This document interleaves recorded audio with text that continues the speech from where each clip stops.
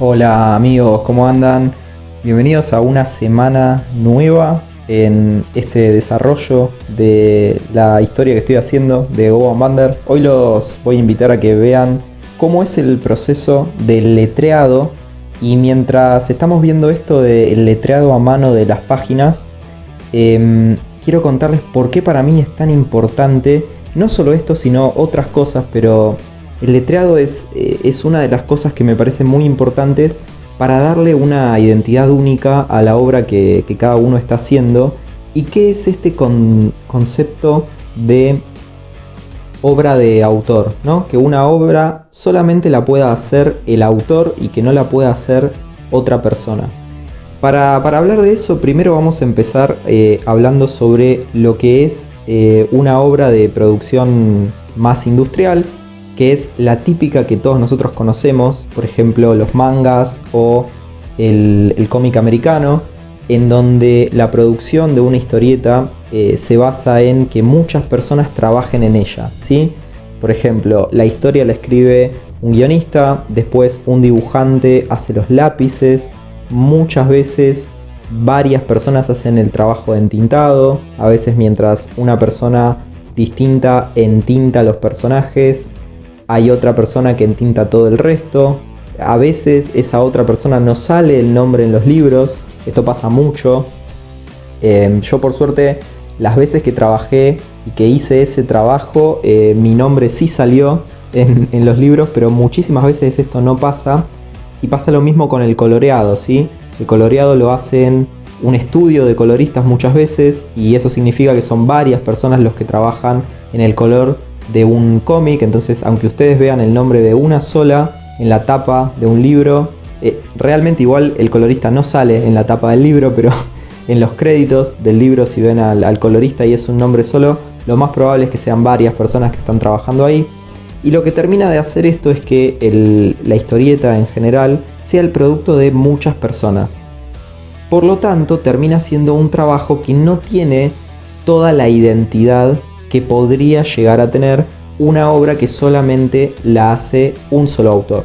Que cuando es el autor el que escribe, dibuja, pone las letras, pinta si hay que pintar, pasa a tinta. Bueno, lo que nosotros, si somos autores, ¿no? Si no es que queremos trabajar dentro de ese sistema de producción, y por otro lado lo que queremos hacer es hacer nuestras propias obras, contar las historias que nosotros queremos contar y de la manera que las queremos contar, entonces hay un montón de decisiones que podemos tomar que no pasan por el lado de cómo se hace una historieta en Estados Unidos o en Japón, en lo que se conoce como el mainstream, ¿no? En la producción masiva de historietas. Hay un montón de cosas que nosotros podemos hacer para que esa historieta que estamos haciendo, como no se la tenemos que entregar a ningún jefe, no tenemos que cumplir ningún estándar de calidad. ¿Se dieron cuenta cómo las películas de Marvel, no importa quién sea el que la dirige, se ven todas más o menos igual? Tienen todas más o menos los mismos colores, tienen todas más o menos la misma música genérica y que no te despierta nada.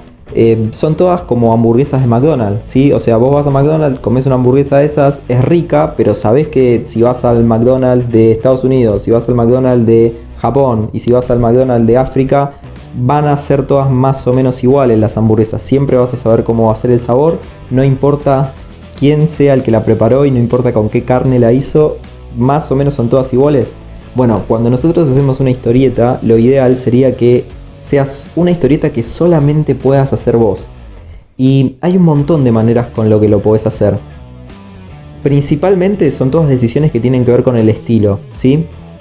Puede ser el estilo de contar la historia, que no sea una estructura típica de las historias como se cuentan en Estados Unidos o en Japón.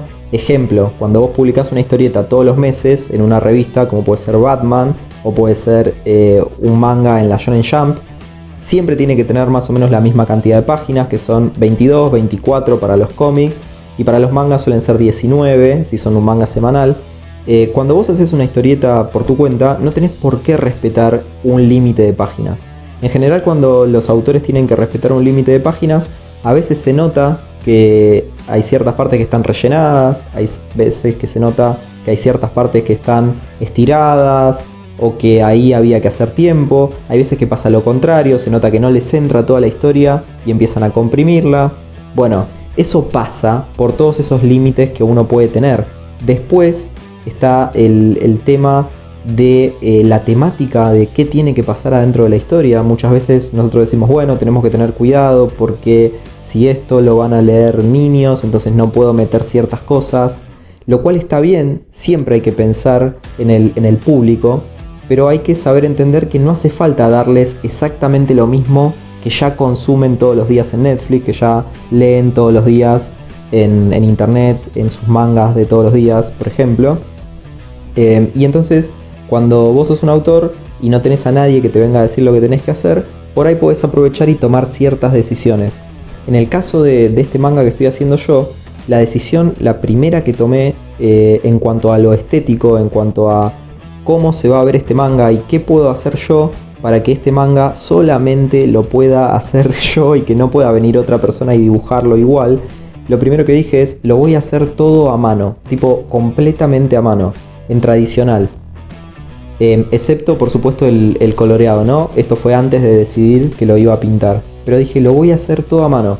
Hasta ahora, si ustedes alguna vez leyeron alguna historieta mía, habrán visto que, por ejemplo, tiene la tipografía hecha en digital.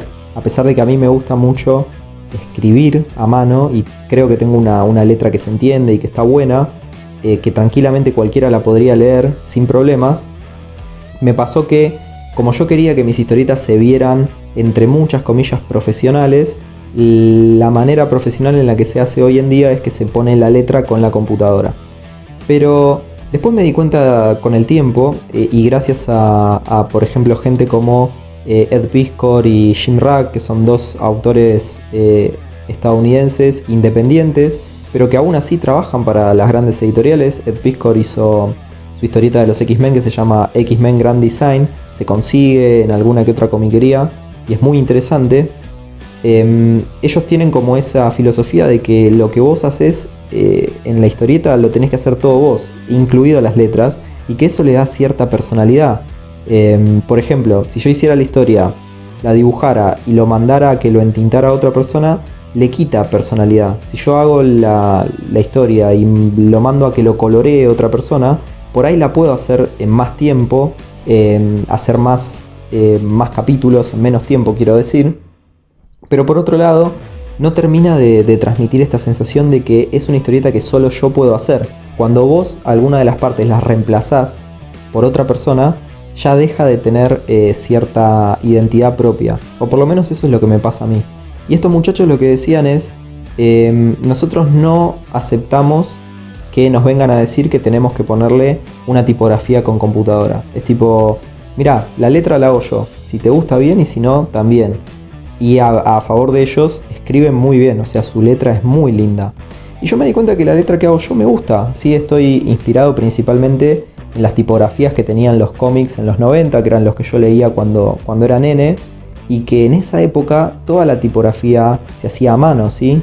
La tipografía se empezó a hacer en computadora a mitad de los 90, finales de los 90, pero antes de eso, desde que existen los cómics hasta la época actual, se hizo siempre a mano. Esto quiere decir que había una persona que se sentaba y escribía la letra de todas las historietas.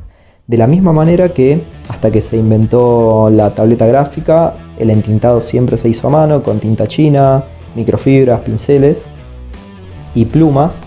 Pero bueno, la tecnología fue como reemplazando esas herramientas, lo cual está bien, pero el problema de una fuente, por ejemplo, de una tipografía, es que cualquier persona la puede usar. Entonces cuando yo veo mis antiguos trabajos y los veo con la misma tipografía que tienen cientos de otros cómics que hace otra gente, empiezo a pensar, ¿por qué no puedo ponerle la letra, si me sale bien, por qué no puedo ponerle la letra mía propia, que solo yo puedo hacer?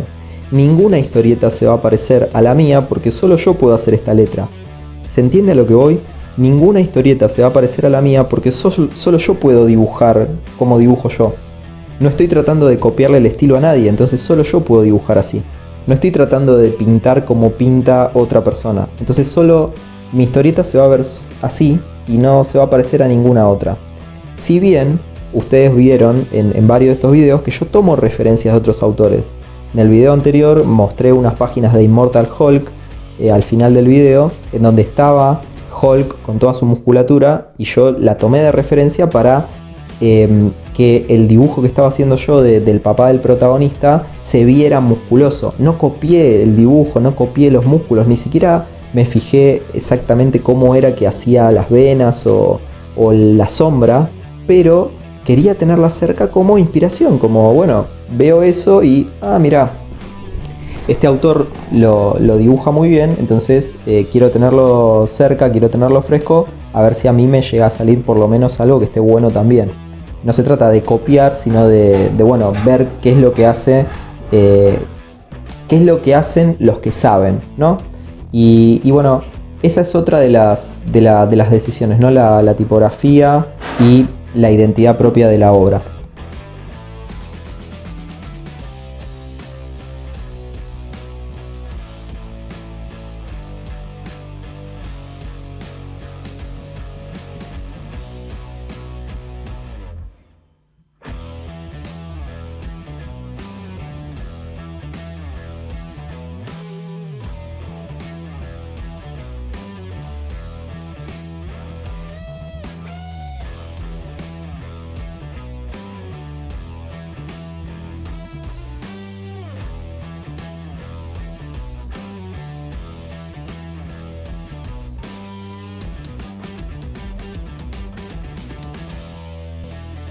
Para redondear un poco la idea entonces, básicamente lo que yo me estoy proponiendo hacer, y creo que es una decisión tomada para el resto de todas las obras que haga de acá en adelante, es que esa obra se note que la hice yo y que solamente yo la puedo hacer.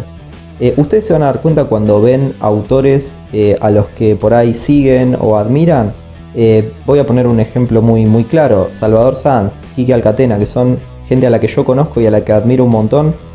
Ellos hacen historietas que solamente ellos pueden hacer. Vos podés distinguir una historieta de Salvador Sanz de todo el resto, porque él hace algo que es único. Y podés distinguir una historieta de Quique de la de cualquier otra persona, porque solo él dibuja de esa manera. Y no es que yo quiero compararme con esas personas, porque no podría ni de casualidad. Pero quiero que la intención de mi trabajo vaya para ese lado. O sea, prefiero eso, ¿sí? No que se parezca a una historieta medio McDonald's o a una hamburguesa de McDonald's que la puede hacer cualquiera. Bueno, la decisión de cada uno de estos aspectos de la obra, poder hacerlo yo mismo, aunque me lleve más tiempo, aunque esté lleno de errores, porque el tema es eso mismo, el estilo no deja de ser un cúmulo de todos los aciertos que nosotros tenemos, pero principalmente de todos los errores, ¿sí? Cuando yo elijo tener mi propio estilo de dibujo, cuando elijo no copiarle el estilo a alguien más, estoy tomando una decisión que al principio va a hacer que mis dibujos quizá no se vean tan bien, ¿sí?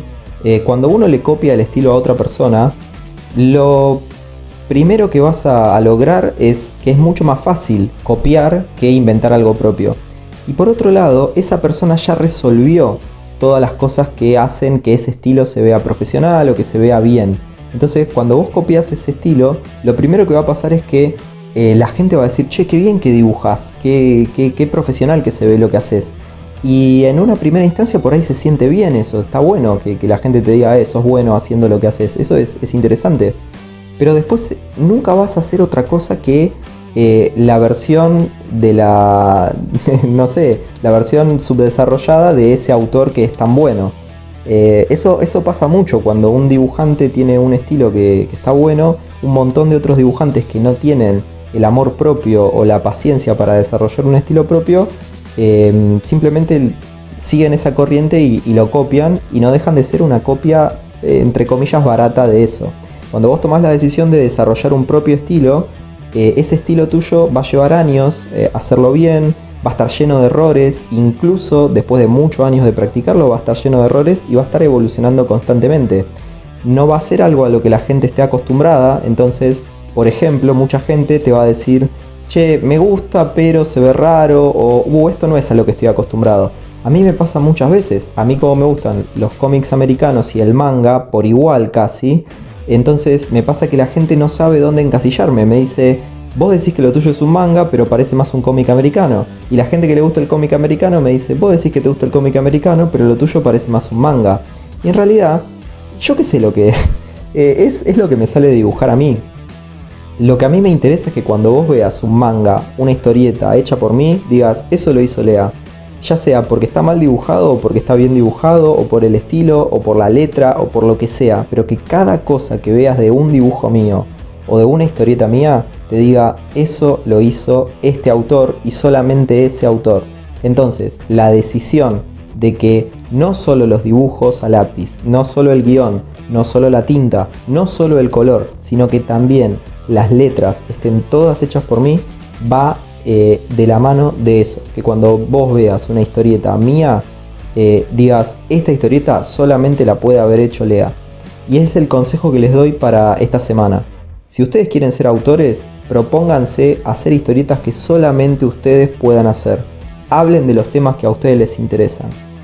Si hay algo que los mueve por dentro, si hay un tema que les da tristeza, si hay un tema que les da alegría, si hay alguna causa que los moviliza, hablen de esa causa. Si hay algo que les gusta dibujar y es eso lo que se divierten al dibujarlo, dibujen eso.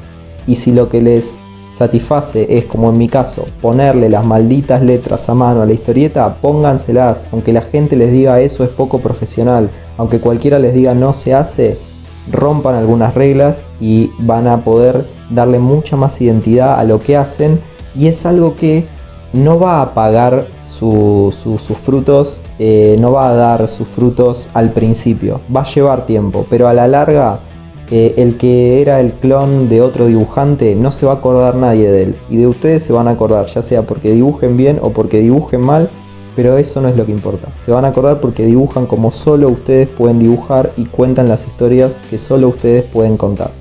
Bueno, los dejo con el resto del video de cómo es el entintado de las letras. Les mando un saludo, hasta la semana que viene. Les agradezco un montón, como siempre, por ser miembros del canal. Les doy la bienvenida si en esta semana se sumó alguno nuevo. Y nada, eso, espero, como siempre les digo, espero tenerlos un rato largo por acá por el canal. Se vienen muchos videos de este estilo, donde sigamos viendo cómo se desarrolla este nuevo manga que estoy haciendo. Hasta luego.